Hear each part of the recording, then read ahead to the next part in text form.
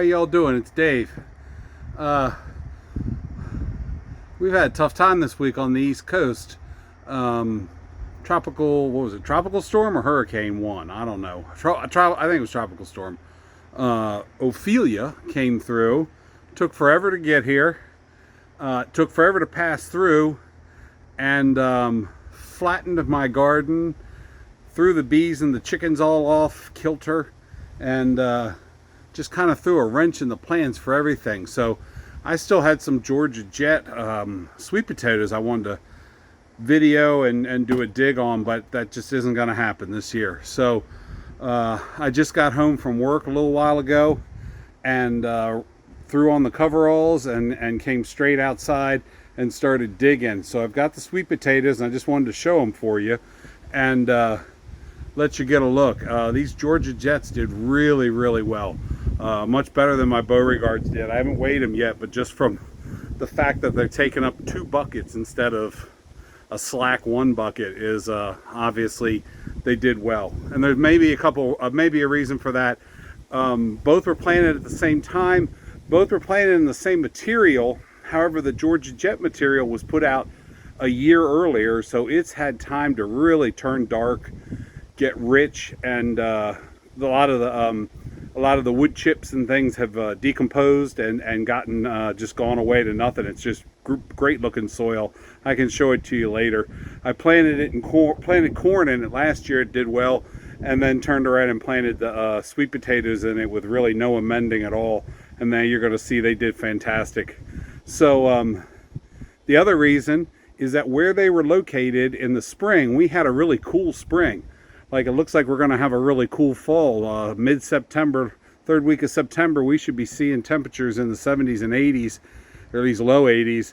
And since Ophelia's gone through for a week solid now, our temperatures literally went from 80, 82 down to barely getting into the low 60s. It's chilly out here right now.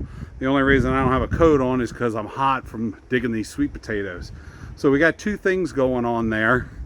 In the spring, the Georgia Jets were during that cold spring we had, chilly spring.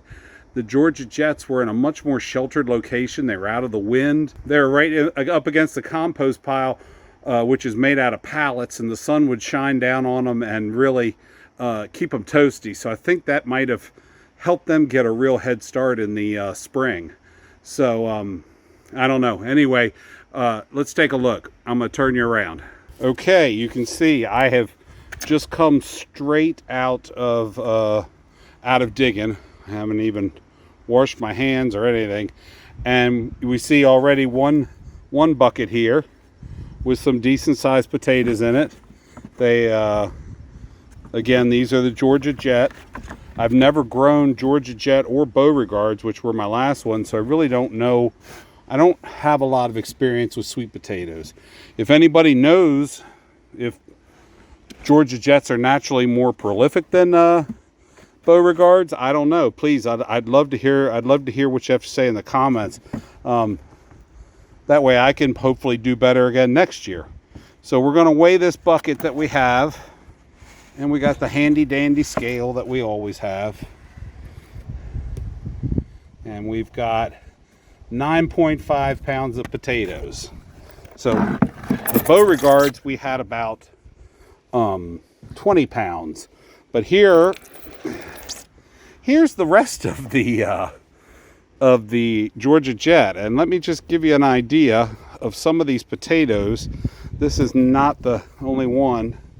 I have a lot of good size, medium, like this here, you know, nice sized potatoes, but not gargantuan.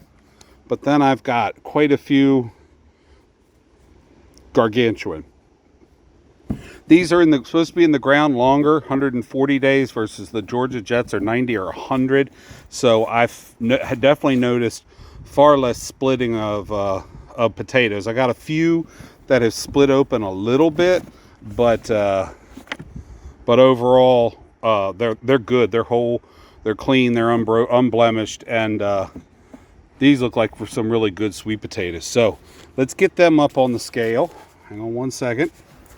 Oh yeah. So we got 30 pounds there, plus the 30 and a half plus 9.5.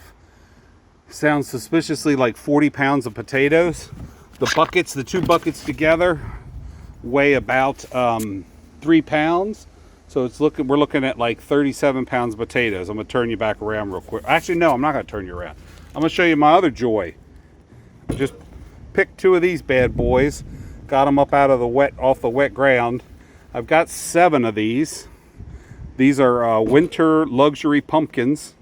They are supposedly the best pumpkin for making pumpkin pie. If you have a favorite for pumpkin pie, please leave it in the comments. I really want to get into making pumpkin pie and doing some pies myself in the winter when the weather's bad and there's nothing going on. So let's see what these 2, just as a little bonus. So these 2 pumpkins together, 11.4 pounds. These are these winter luxury. I had looked them up. They say they run about 6 to 8 pounds, so that's pretty spot on. And I've got 5 more coming that just aren't quite ready to pick.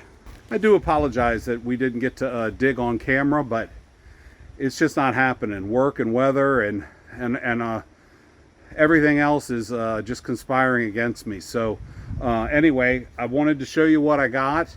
We've talked about how I planted them in loose mulch, wood chip that's basically mulch with manure, and then just pile it high so that they have something loose and pithy to kind of pithy I think is when you give the church money.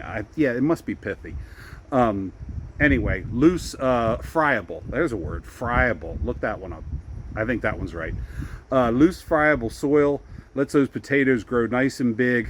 You don't want them growing in hard clay, which is what I have around here, so I have to build these raised beds. Anyway, hope you like what you see. If you do, please. Sorry, I can't do it with both hands because one's holding the phone. Please like, share, and subscribe. It really does help my channel to get out in front of other people, and I really want to grow my channel so that I can provide more content for you all on a more regular basis.